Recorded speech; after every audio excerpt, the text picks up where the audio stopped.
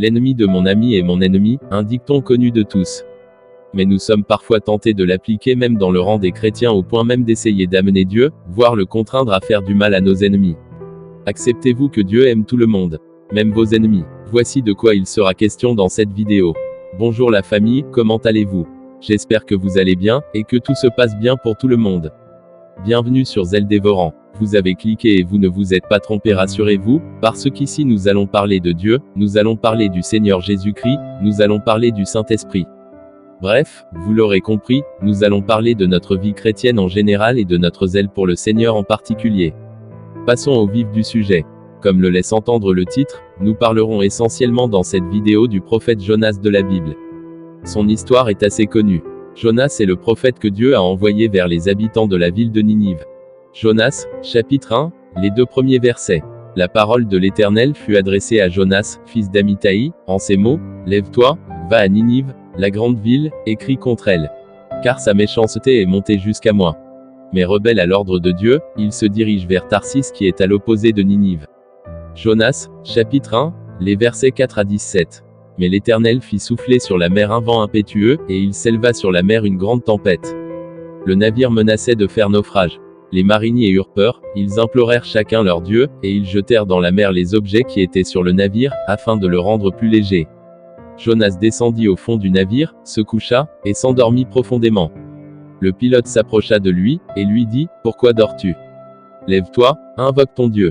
Peut-être voudra-t-il penser à nous, et nous ne périrons pas. » Et ils se dirent l'un à l'autre, « Venez, et tirons au sort, pour savoir qui nous attire ce malheur. » Ils tirèrent au sort, et le sort tomba sur Jonas. Alors ils lui dirent, « Dis-nous qui nous attire ce malheur. Quelles sont tes affaires, et d'où viens-tu?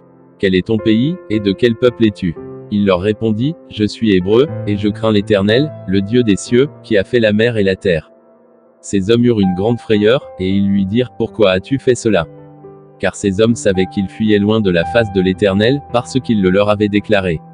Ils lui dirent, « Que te ferons-nous, pour que la mer se calme envers nous? » Car la mer était de plus en plus orageuse. Il leur répondit, « Prenez-moi, et jetez-moi dans la mer, et la mer se calmera envers vous, car je sais que c'est moi qui attire sur vous cette grande tempête. » Le verset 15. Puis ils prirent Jonas, et le jetèrent dans la mer. Et la fureur de la mer s'apaisa. L'Éternel fit venir un grand poisson pour engloutir Jonas, et Jonas fut dans le ventre du poisson 3 jours et 3 nuits. Habituellement, les livres prophétiques de la Bible contiennent les paroles que Dieu a adressées au peuple à travers les 10 prophètes. Mais le livre de Jonas relate en lui-même l'histoire du prophète. Ce qui fait de ce livre une particularité. Après avoir reçu l'ordre de Dieu, il choisit délibérément de désobéir. Pourtant dans le ventre du poisson il chante la louange et la confiance en Dieu. Après avoir été délivré du poisson géant, il semble obéir. Et oui, c'est un semblant d'obéissance parce qu'il s'est juste contenté d'annoncer la sentence dans un message très court. Il n'a fait qu'annoncer la destruction alors que Dieu l'a chargé d'annoncer la repentance. À aucun moment il ne parle des péchés des Ninivites. Ce qui peut laisser croire que quelque part, il voulait vraiment la destruction de Ninive. Mais hélas, d'une part, son plan a échoué mais d'autre part sa prophétie s'est accomplie. Il a crié le renversement de Ninive en fin de compte la situation de Ninive a été renversée. Ninive a trouvé grâce aux yeux de Dieu. Dans le chapitre 4, il se plaint de l'attitude de Dieu tout en disant qu'il prévoyait que Dieu changerait d'avis. Il va même jusqu'à justifier par cela son refus et sa rébellion.